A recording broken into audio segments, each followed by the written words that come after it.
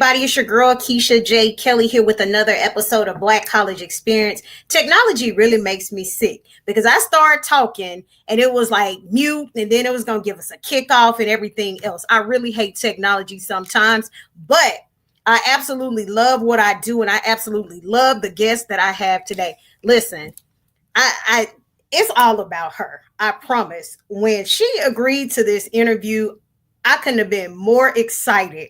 And of course, I told her to come on here and shine and talk about herself. But I don't think she's going to come out here and flex like that. But listen, right now, we got the best woman in HBCU basketball. I'm going to let y'all catch that because I didn't say D1, D2. I said the best woman in HBCU basketball right now. Joining Black College Experience for an exclusive interview. Coming from Clark, Atlanta. Y'all know I love the AUC.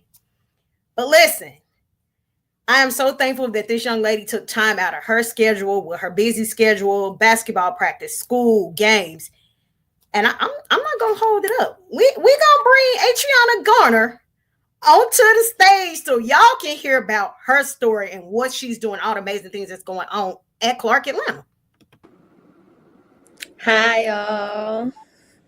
There she is, the amazing Atreonia. Thank you so kindly. First, am I saying your name right? Let me make sure I'm saying it right. Yeah. Okay.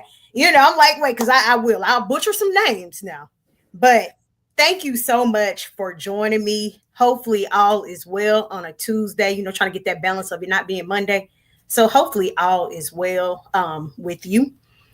So we'll just hop right into it. First of all, you heard me talking about you being the best woman in HBCU women's basketball. Y'all, that's not a flex. It's not a made up. If you Google it, it's literally going to pop up. Did you know that? No, I didn't know that until they started like posting about it. And then you had made a post about me. And then I was like, dang, I wasn't shocked, but I was very much like a little bit shocked and surprised for myself. I know that I can do it, but I have came a long way. So it was more, I appreciated it. And all the work that I have put into it is showing. So y'all see she didn't even know. You know how you say Google yourself and you'll find out some stuff about yourself. She didn't even Google herself and find out about that. And so pretty much like you said, you knew that you could do it. So what motivates you when you're on the court? What motivated you? Because it didn't come overnight. What motivates you first and foremost to even start playing basketball? So what motivated me was my family. My brother and my sisters all played basketball, but my brother is the one who went the furthest with basketball. Then there was me. I just grew up watching my brother play all my life since I could remember, since 3 years old. And then I had this one coach who always dragged me in the gym, was like, oh no, you're gonna come, you're gonna play, I see something in you. So my family and my first ever AAU coach motivates me to play the game that I do today. And also what motivates me now is when I play with my teammates now, them telling me I'm her, me telling me nobody could guard you, you could do this and that, and my coaches also as well. No, wait, you say your brother went the furthest. Did he go pro? No, he didn't go pro. He just went to college. So now I surpassed him. But he only went to college for 2 years, and then COVID had happened. Okay. What school did he go to? He went to Grays Harbor Community College. Okay. Yeah. Okay. So we see we got some ballers in the family, and they see what you're doing. What is your family saying about you? Because you're doing amazing things right now at Clark. My family just tells me that I'm doing great and I'm just making history. Clark, Atlanta has said I could potentially be in the Hall of Fame, but to be in that, you have to be out of school for 5 years and stuff.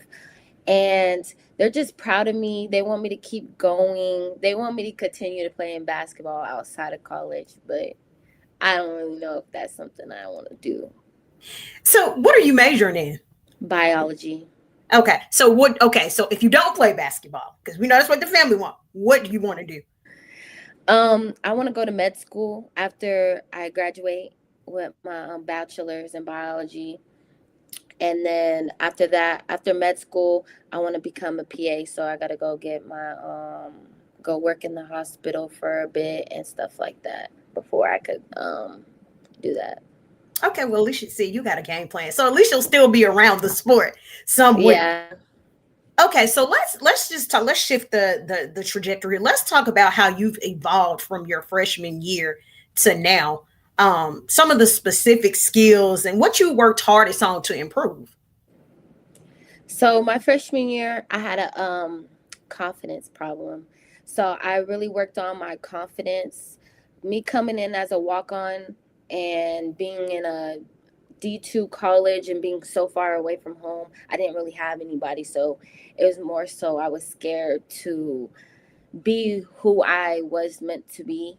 So it was always me talking to my family and talking to people in Clark who seen the potential in me and was telling me to release who I really was. So working on my confidence, being in the gym every day, working on my moves, working on the little details, um, like rebounding, pump fake. Like I use that a lot because like I'm undersized for what I play sometimes in the forward spot. So just doing little things like that in my defense. I used to run track, so I do use my speed a lot to um, for my game, like being the first step or in defense or fast breaks. So you got I guess I'll say you got out of your own way, Yeah. for lack of better words. You got the confidence. And so once you start getting the flow, when did you know that, hey, I'm coming into this, I'm coming into the person that I am now? When I known, I want to say my freshman year, halfway through the season, because we was losing a bit, so I was tired of always losing, and I knew that I could do something to impact the game and help my team. So that's when I start scoring more, and that's when I had like I was getting about 8 double doubles back to back after that my freshman year. Yeah. Yeah, yeah. Did y'all hear that? Did y'all hear that? Eight double double. Y'all heard her just slide that in there like that was just normal. You know, that ain't just normal. That's not normal. Listen, WNBA. I mean, you know, that's a lot, especially at that age, still being young on the team. And the thing is, like, you found yourself quite early on. Like, you found the Yeah. confidence and you hit that stride early on, which is a great thing. So now, can you talk a little bit about your scoring consistencies? Like, you talked about the double doubles, basically nearly every game. Um, what allows you to be such a reliable offensive force for your team? Um, them just finding me, knowing what I'm good at and what positions, what spots I'm dominant in scoring. So they put me in those places within like the plays or certain stuff that we do. They tell me while I'm playing or if I'm setting in a screen or if I'm in the play, they direct me in the right way. So I do want to acknowledge my point guards that I do play with, Trinity Jones. She do help me a lot trying to help me get open and guide me to where I could score the most and what was my strong spots in playing. Yeah. And so I can appreciate that because you're acknowledging that, one, this is a team sport. So, Mm. you get it done as a team. Now, we know that you had some scoring, some of the best scoring moments, but let's talk about when you hit that 1,000 point Uh, career mark. Did you have 32 points in that game? yes. 32 points, 14 rebounds. Let's get into that. You hit the 1,000 points. What was that like? That was one of the best moments for me because to be in college and hit 1,000 points, that's legendary. That's history made. And I I knew that I was a certain points away from 1,000 points, but I didn't know I was going to hit it that game specifically. I was more so trying to win a game than thinking, oh, this is the game I can hit 1,000 points. This is the game I hit 1,000 points. So when I did hit 1,000 points and they paused the game, I was just like, oh, what are they pausing the game for? Then they like recognized me, and I was just like happy and stuff like that. And I do appreciate the things that I have been doing for this school and sports wise. So they paused the game there. Did they give you anything or just gave you the recognition? No, they gave me the recognition. No, I'm just joking. That's totally dope because to have that happen, and the thing is that you pretty much like any other athlete, you're not even focused on that. Like most times, they Yeah. don't even know you're gonna hit it when you hit it. You just know it's coming, and you so caught up in the game. They're so caught up in the game, and it's like Yeah. all of these stats and things be flying out at athletes during games, and I'm like, I don't even know if they be paying attention to it. It's more so for people like us that want to talk about it and recognize it. So congratulations on that. Thank That's you. 32 points in one game. That's amazing. What's your team high? Like, what's your highest score? Do you know how many points? Like, what's your highest? Oh yeah, my highest scoring, my career high is 41 points. Yeah, I probably can't even get two right now, but that's why I'm the reporter and not the basketball player. I played basketball in eighth grade. Needless to say, that was so many years ago. And you see what I'm doing now. So that is awesome. Now you were named SIAC preseason player of the year and ranked highly in the conference for scoring and rebounding. We see how you have lived up to those expectations. How did that shape your mindset? Because that's a lot of pressure. Yeah, it was. So when they first said it, because we had to go to a SIAC meeting, Mhm. them saying the preseason people and the rankings of the SIAC of the East division. So when they had said it, I kind of figured they was gonna say me, but I didn't want them to say me because it was going to put a target on my back, and it was going to be a lot of pressure. And I knew if they did, I have to do like live up to that. I had to hit those standards. I had to keep working. It was no falling down. It was keep stacking those days and building and building. So when that happened, I just knew from there, like, I got to show them why I'm preseason player of the year. And lately I have been doing that. So I need to continue on doing that and working to be able to get that preseason player of the year during the end of conference time. And you have, as a student athlete, I always tell people they're students first. So it's always school first, and then you're the athlete. You're a student first, then you're an athlete. Yeah. And then you have to learn how to balance the school, the games, the practice. So what does your game day preparation look like mentally and physically, leading up to like conference, well, I'll say key conference matches, but leading up to any type of any game, I should say. Like on a school day or like no school day? Oh, that's a good one. Let's say I'm gonna let you answer both Okay. because that does look totally different. Okay. Well, on the school day, I'll go to class. Well, I have a lot of early morning classes because I'm a bio major. So I start my day at like 8 a.m. Okay. So 8 a.m., I'm not really a breakfast person, but I know that when our games are at a certain time, I can't eat like heavy. So I do go eat breakfast. I'll go eat like my favorite thing so far to be getting for breakfast is Dunkin' Donuts. I love Dunkin' Wait, what do Donuts. you get from Dunkin' Donuts? I get the 6 meal deal. I get like the bacon, egg, and cheese on croissant and my hash brown and a ice caramel latte. Okay, I can Yeah. get with that. I'm the frozen butter pecan swirl, no whipped cream, and then the egg and cheese croissant. Yep, I can get with Okay. that. So I'll do that, eat, go to class. Then after class, I'll come back because I have a big gap. So I'll sleep a little bit or take a nap, either if I need to or not, and then go to shoot around. But as I'm going to shoot around, I I don't really like talking a lot during the game when it's game day because I feel like it's more when I'm more like giddy and conversational, I feel like I tend to lose my mindset Hmm. and not really be focused on the game.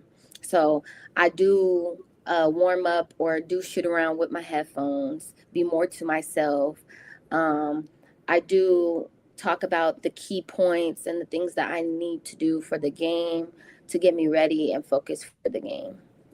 And that's pretty much what I do when it's not a game day. I mean, not a like on a School. school day. Hmm. Yeah. But on school days, I tend to like try to sleep in a little bit. But as I'm getting ready, I do listen to my music. I I listen to when I get ready, I listen to like my chill, calm playlist. Then when it gets to game day, like on the warm up, that's when I listen to more of my rap music. Okay, because that's going to be in the end of this interview. Like, we want to get into what does that playlist look like. Now, I would say you're one of the leaders of the team, and you set the tone. What is the conversation like with your teammates in the locker room on game day? So on game day, it's pretty much me and Trin talking to them a lot. It's them letting them know that anytime people play Clark, they want to play their hardest basketball. They want what not want what we have, but we feel like people see that we live in Atlanta and we get what we want.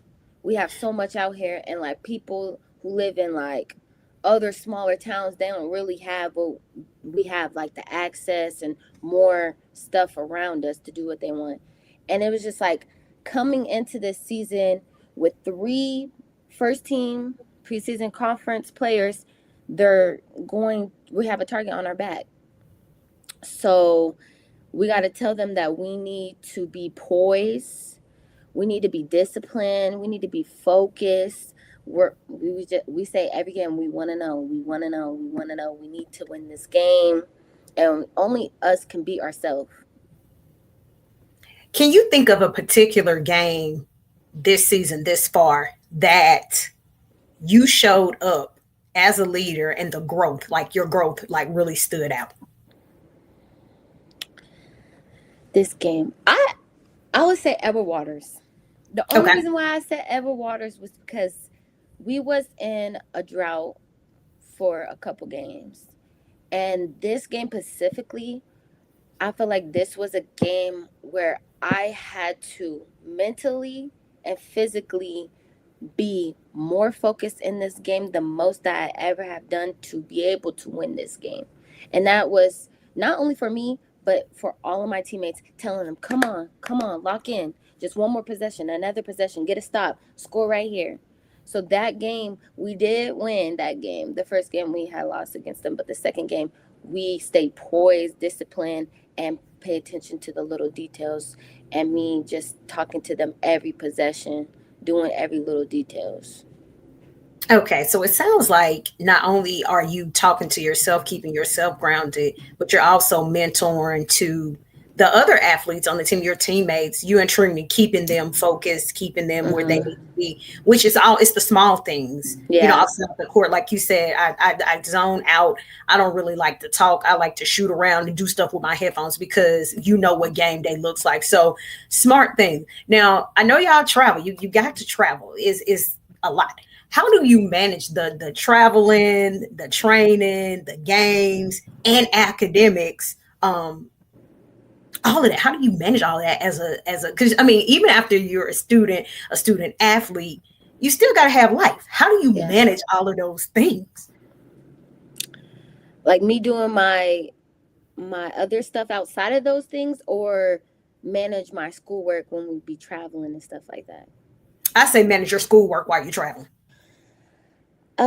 It's emailing the teachers in advance, Mm-hmm. us knowing that we're going to leave. Either we're going to do the work before or when we come back.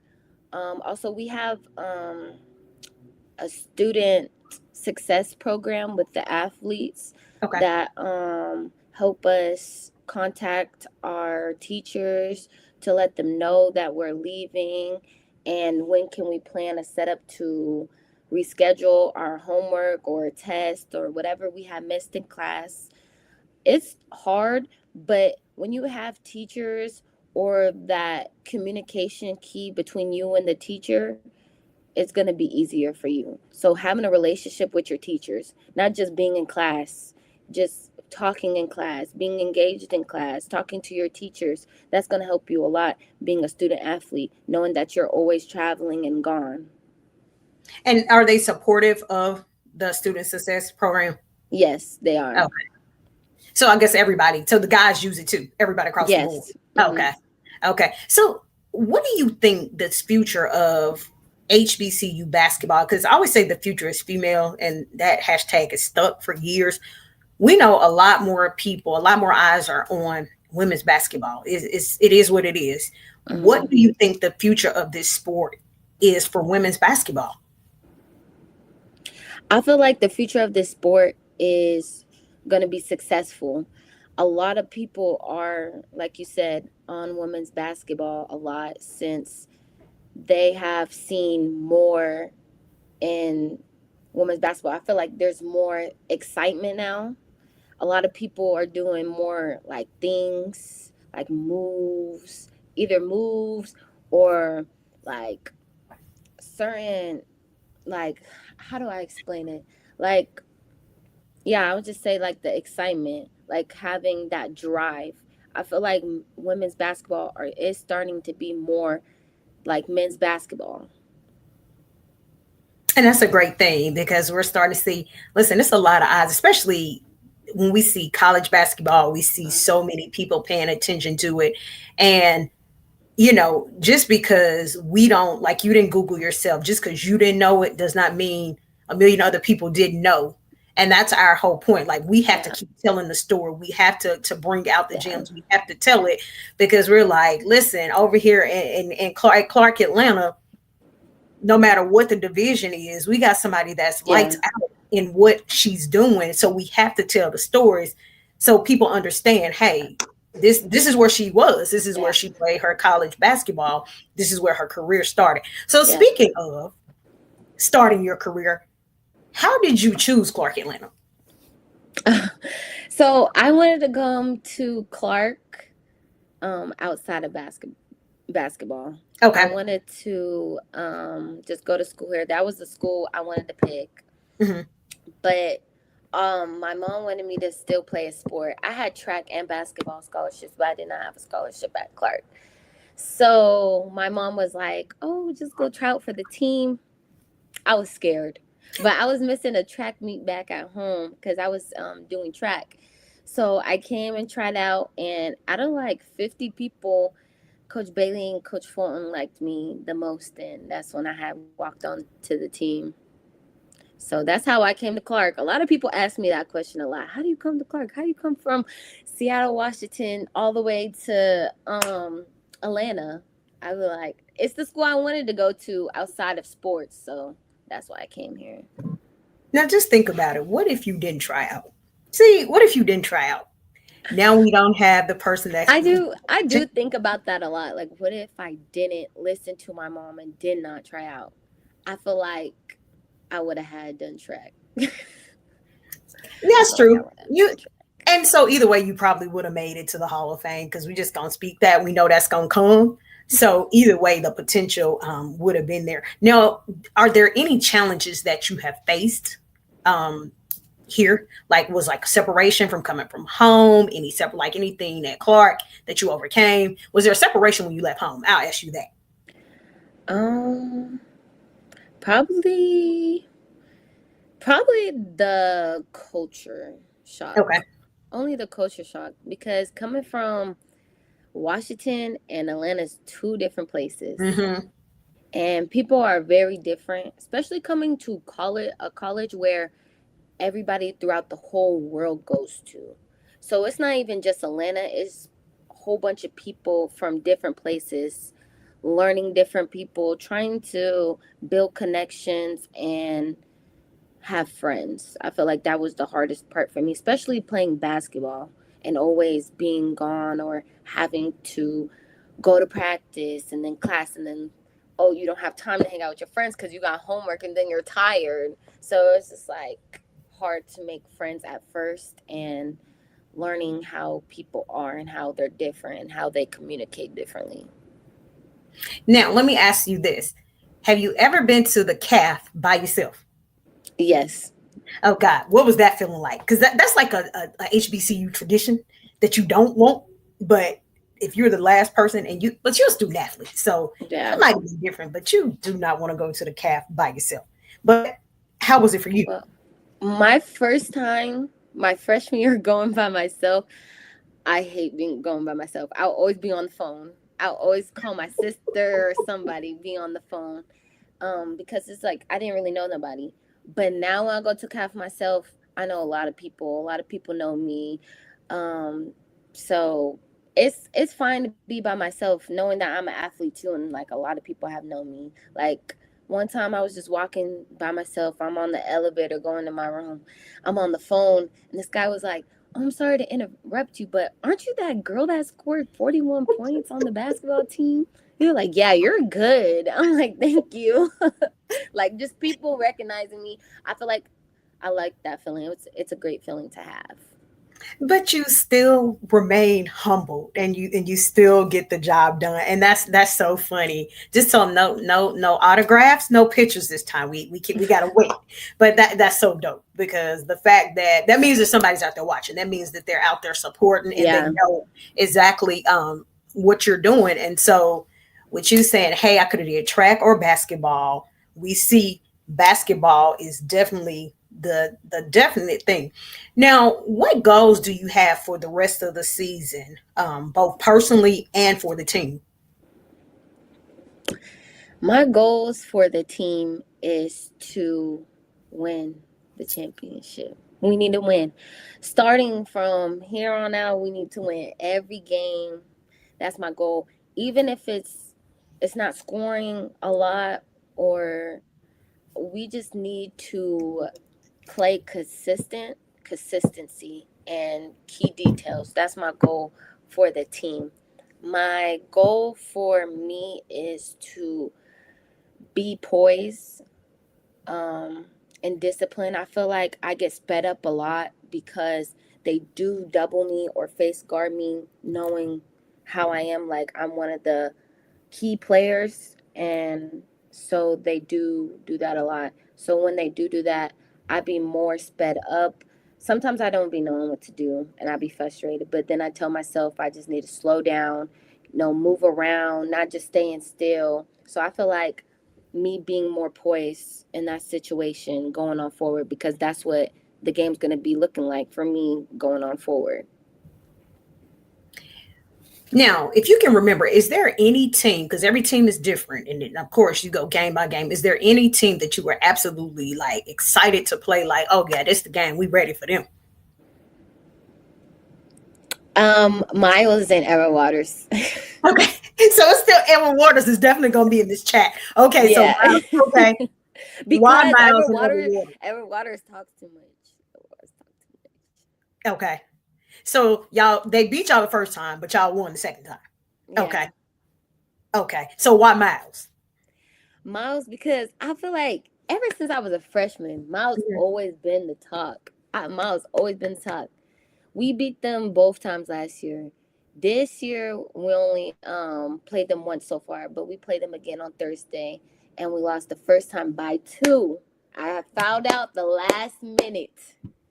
This game, oh, we ready. We ready. It's gonna be a game. I feel like it's gonna be a good game. So tune in. We need to watch that. Watch that. So the mindset going into it, what are you telling the teammates? Like what are y'all, what is coach saying? What are y'all thinking? It's get back. We need our get back. We need to play with discipline, pressure them. We need to be on our foot on the gas the whole game. No letbacks, no relaxing, doing the little details. That's what's gonna make us win this game. That game. So you're all gas, no brakes. And that's what Yep. everybody has the same mindset. Yep.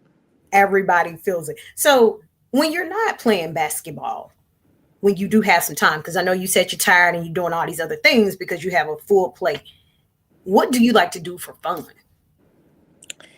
Um, I like to hang out with my family and my best friend. My family, we do a lot of family oriented stuff. So we always be going out and doing things. But when I don't have them, I do hang out with my friends.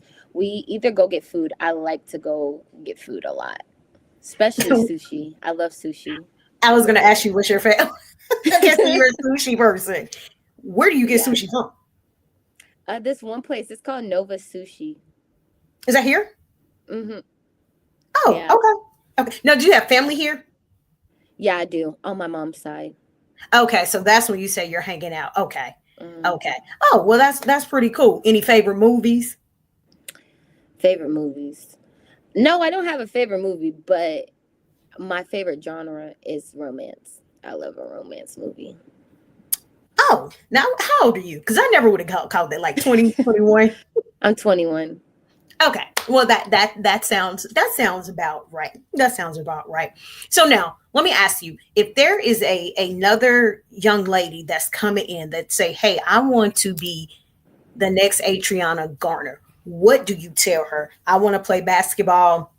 I want to be just like her. How do you mentor her, or what do you tell her to motivate her to keep going? I would tell her to always be confident in yourself. Whatever you're thinking of, go with your first instinct. Always stay in the gym. Be humble because you will never want to be big headed because a big headed person, things can happen and stuff like that when you're just big headed. I would say just always be you. Don't let nobody else dictate how you are or control your emotions. And I think you've done pretty well with that. Hmm. So before we wrap this up, I love to do what I call the hot seat. You give me your first answer. The first answer that comes to mind, you just give me the answer, Oh my God. and you just Okay. you just let me know when you're ready. Mm. Okay, I'm ready. You ready? Hmm. All right. Flats or drums? Flats, Ranch or blue cheese? ranch, Fall or spring? spring, Favorite vacation spot? mm. California, Pepsi or Coke? Coke, Favorite rapper? Little Baby. What's the favorite song from Lil Baby? Oh, I didn't think you were gonna ask that. Point to proof. Okay. What's your hype song? My hype song this year been an NBA Young Boy song. Okay. Yeah, NBA Young Boy. Any song I'm from not gonna him. ask you who it is because it's like, all right. Who is your favorite female athlete? Asia Wilson, Favorite male athlete? LeBron, I'm a LeBron fan too. Absolutely. Favorite sport outside of basketball? track. I can get with that. I can get with that. All right. Name five HBCUs. Clark, Morehouse, Spelman, and Morris Brown cannot be of those five. Okay, Howard, FAMU, Georgia Southern, Miles, and Tuskegee. Okay. So you got to take Georgia Southern out because it's not HBCU. Um. Oh no, is it? Okay, I'm gonna just say someone in our conference, Allen. Okay. We'll take it. We'll take it. Okay. See, I know when I take those, when I take the ones out that's right there by you, I know I always get somebody like that. And then my final question of the night is, what's the best HBCU in the world? We already know the school I go to, Clark Atlanta University. Well, listen, you did it, and I'm so proud of you because hey, you got through my rapid fire. It wasn't that bad. It wasn't Yeah, bad. it wasn't. It Some wasn't. people, I listen. I be making people go through the genres of music, and I'd be like, wait. I'd be like, listen, you just got to think about it. But that wasn't too bad. So, but listen, thank you so much, Atriana. I appreciate you so much for clearing your schedule. Y'all just don't know. Athletes be having to clear schedules, practice schedules. They got school, they got homework. And then to the SIDs that be like, I thank you because you were like, make sure you contact the twins or Justin. And then when I could ask Justin, he was like, I got to check our schedule. I was like, I already did it. He was like, oh, well, go ahead. So I appreciate y'all. Like, we are like, I love my SIDs, love Justin, love everybody that I can work with across the board at Clark Atlanta, Morehouse, Drew. Like, when it all comes together, I appreciate y'all so much. But I appreciate you for joining me tonight. Getting ready for, are y'all Tuskegee this weekend? No, yeah, on Saturday, and then Thursday's Miles. Oh God, y'all, they got 2 games this week, y'all. They got Miles and Tuskegee, but they got to focus on Miles first. Yep. Because that's the next game. Tuskegee on Saturday. I'll be there on Saturday. Listen, y'all, if y'all are in Atlanta, y'all have not come out to watch this young lady and her teammates play, shame on y'all. If y'all can get out here and watch them in Atlanta, please come out and support. I always say this, I live by this motto. We owe it to these student athletes to watch and support them because they're out there putting on the show. Y'all out there putting on the show for us. And so we owe it to y'all to come out and at least support, cheer, have a sign, something, be noisy or whatever, but we owe it to y'all no matter what it is. We know y'all got to come out on Thursdays. I'm going to be out on a Thursday. It doesn't bother me because I'm going to be out there anyway. But again, thank you so much for joining me. Thank you for inviting me. And thank you for being responsive. Thank you for responding because I never know what I'm going to get with athletes. I never know what I'm going to get. A lot of people say that. Yeah, never know. We never know what we're going to get with athletes. And then we're in basketball season. So when you're in the height of basketball season, I'm like, I don't know what I'm going to get. You know, they might answer. They might not. I had somebody, like, he played football years ago. I was actually excited that you had asked me because I always seen you around. So when you spoke to me on Saturday, pretty much the way the guy that got on the elevator, the way you felt, I was like, oh. So, and I was like, you know, because a lot of people are like, oh, they think I'm taller in person, and I'm really not. I did. see, and I'm like, when people they be like, oh, you really? I'm like, yeah, I really am small. I'm short, and I was like, if you don't, and I'm normally in tennis shoes now. I used to be in heels all the time, but when people see me, like, oh, I thought you were so much taller. Not at all. Not at all. But again, thank you so much again for being responsive and saying, yeah, I'll do it. I truly appreciate it. And good luck on Thursday, and I'll see you on Saturday. Thank you. See you. All right. Have a good night. You too. Bye-bye.